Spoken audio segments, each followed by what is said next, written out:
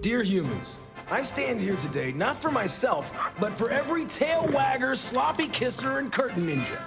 I stand here for each one of the thousands of dogs and cats killed in shelters each day, asking you to join our cause and help us make sure every best friend has a chance to meet one of their own.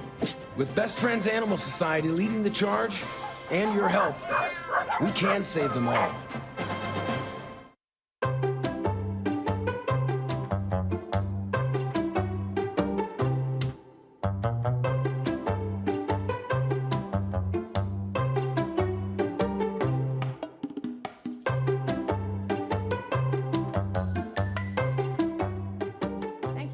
For Pet Connect, I'm Tara Douglas. We have lots of events coming up this October here in Sylacauga, but don't forget we have our weekly event at the Sylacauga Animal Shelter. We'll be there this Saturday walking dogs from 11 to 1. Wanted to send a thank you out to everyone who came out last Saturday. We had so many volunteers there. We were able to get all of the dogs out for a walk. We have over 150 dogs there at the shelter, so we need all the help we can get.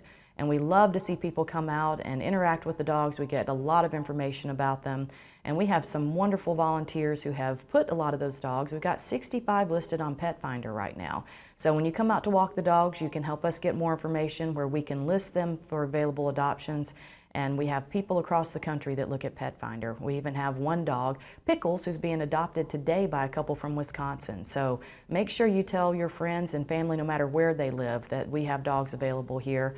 And we will figure out how to get those dogs wherever they need to go, because Pickles will have a wonderful life there in Wisconsin, and we're so excited to see him leave and get to go and live with that couple there. Now, when you come out to the shelter, you can meet a lot of adult dogs, but we have puppies too. And so we have one available pet of the week. This is Aubrey. Aubrey is there with 4 other puppies from her litter, and these dogs are just the sweetest group of pups. We had a young man that came out to walk dogs, and he wasn't old enough to hold the leash. You have to be 18 or older to walk a dog, but he was able to get out in the play yard with these 5 puppies and have just the best time running around. And so if you are looking for a puppy, an adult dog, pretty much any kind of dog or cat, and then come out to the shelter, and we will find that family member for you so you can have the dog or cat adopted pretty soon. Now, we've got our next guest here to talk about a big event that's coming up, not a weekly event like we have at the shelter. We have the Horses and Hounds Parade that's going to be here in Sylacauga October 19th. And we have Kelly Payton here. She's the co-manager of King's Home Stables. And so she's going to tell us all about King's Home and tell us about the parade. So Kelly, thank you so much for joining us. Thank you for having me. So first of all, before we get to the parade itself that's coming up, let's talk about King's Home. What do you do there? So King's Home is an organization that services youth in the foster care system, primarily teenagers ages 12 and up. Okay. And we are the stables there, located in Wilsonville. We service the youth of King's Home primarily. They're our primary clientele. We do what's called equine facilitated learning or equine psychotherapy with them, where we utilize horses as a tool to reinforce life lessons such as behavior management, emotional connections and control, mathematical skills, what have you. And we just incorporate the horse into those lessons to help them achieve goals that are always a challenge for teenagers, especially those who are dealing with trauma and emotional regulation problems and things like that. We kind of kill them with kindness out there. We let the horses do the talking for us most of the time. And those are our primary clientele. At any given time, we can service 60 to 80 kids at a time. There's several boys' homes and girls' homes. We are on the boys' home campus in Wilsonville, and the girls' home is in Chelsea. And right now, there are, I believe, 7 operating homes right now, and each home can have up to 10 or 8 kids, excuse me. And they come and see us once a week, one home at a time, and come after school. They usually have a great time with it. A lot of them come with little to no horse experience, and some are pretty nervous about it, but that's okay. We specialize in working with beginners is what we do. And usually by the end of their first lesson, they're just looking forward to coming back. And they do ride. We have riding goals set for them as well, but we use the riding more as a reward for, appropriate behavior, good attendance, and things like that. That is such an amazing service to provide there for those foster kids, to have the the stables? It gives them an opportunity to get out of the house for one, after, especially in the summertime when they're stuck in the home because there's no school, there's very few extracurriculars. They get to come out, spend an hour with us, pet the horses, love on them, and we are very flexible in our lessons we do there. Okay. There are some days we have a whole plan set out, and the kids come in, we say, this is what we're doing today, and they tell us that maybe that's not the right fit for them that day. Maybe they just need a grooming lesson. Maybe they need to hand walk their horses to a big pasture and let them graze and have quiet time. And we are more than happy to facilitate that for them because we know as horse people, the horses do the healing. So we allow that to happen on a natural level rather than force it through really strict structured lessons. Now, how long have you done the equine therapy program there? I have worked for King's Home for 4 years now. Okay. Before that, I worked at a different equine facility near Talladega that focused more on those with mental and physical disabilities. And the equine therapy program in general has been at King's Home for how long? I believe it was started in 2014. Okay. I know when it first started, it fell under a couple different names. Hannah Homes was originally what King's Home was called. Okay. People know it as King's Ranch. Okay. We rebranded as the King's Stables a couple years ago, and we are accredited through the Council of Accreditation, COA. Okay. Now, you do allow people, it's not just the young people in the foster system that come. Right. You have the general public that can come and Yes, do yeah, therapy and work there. Yeah, we offer lessons to the general public. We have, most of our demographics are young girls, Okay. ages 8 to 12 or so that want to just learn how to ride, Okay. Which is perfectly fine. We service ages 4 and up, and we have those who can take either private or small group lessons where they can be with those who are on the same riding level as they are. And we also service those who are in other community groups such as Turning Point, which is men's addiction recovery. Okay.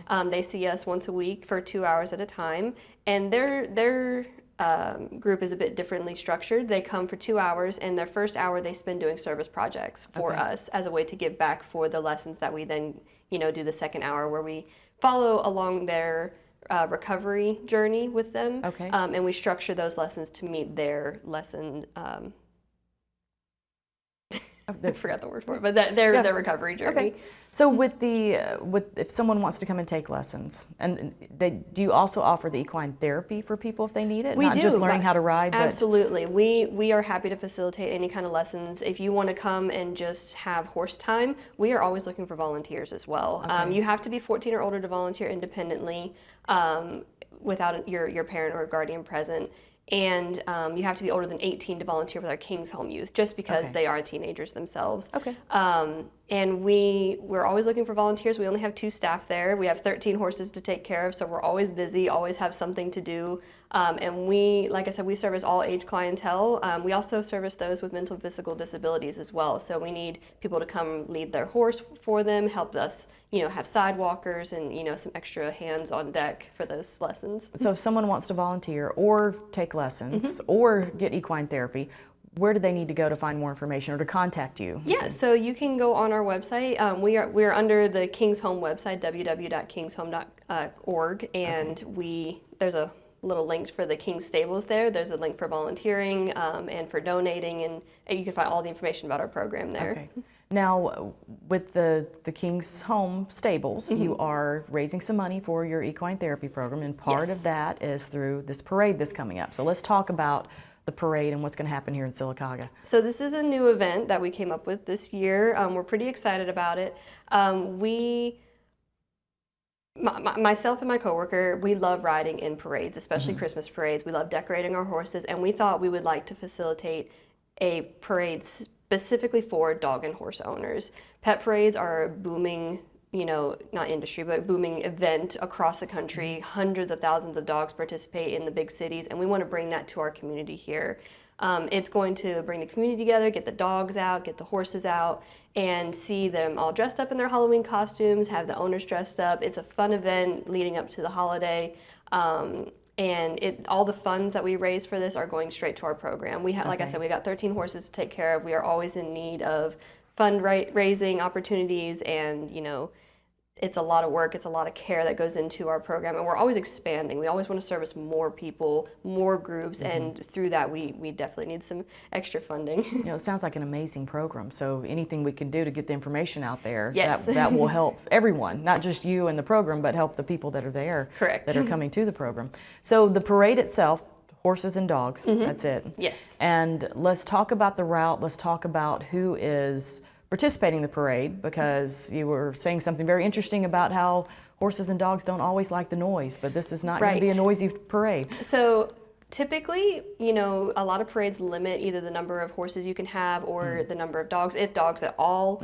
And we know pet owners love to get their pets out on display, show them off to the world, you dress them up all cute. And so we structured this parade to be pet friendly.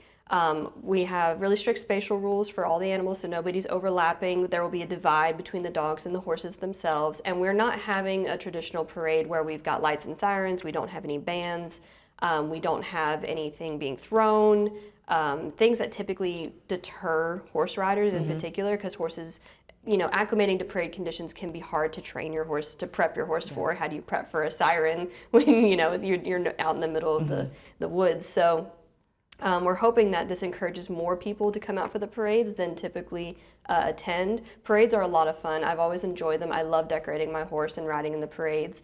But I do know that there are a lot of things that can deter people. But this one is, we're aiming it to be a comfortable experience for dog owners and horse owners, so they can come and have a positive experience. Now, how do people sign up? What do they need to do to we have- let you know they're going to be in it? We have a website, we have a whole web page available, and it is www.kingshome.com/horsesandhounds. Okay. And that link takes you directly to where you can register, which the registration form is required for every participant. And then you can also find the link to make your online payment, or you can pay us through Venmo, or we accept mailed-in cash or check.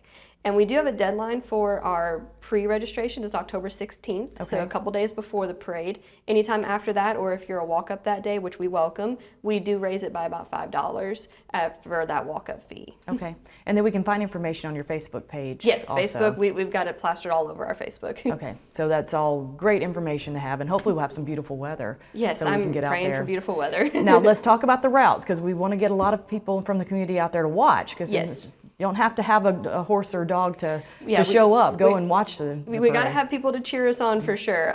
We are following a similar route to the Christmas parade that's here in Sylacauga. Parking, we're going to be beginning at the high school, Okay. the lot that is behind the high school. We also will have additional parking at the old Food World lot if necessary, but Okay. that will be announced as it comes closer to time. We'll be lining up starting on 6th Street.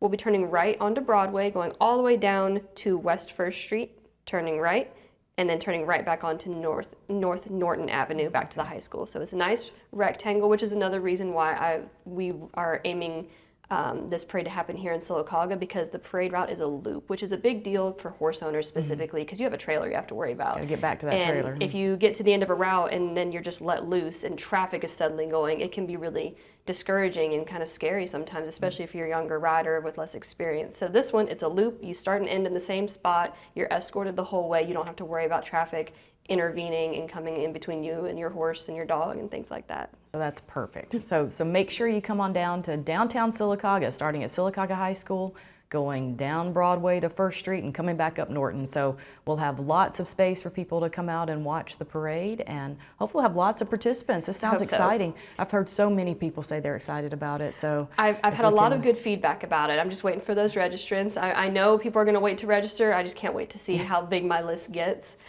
We do got to mention this is a morning parade. Okay.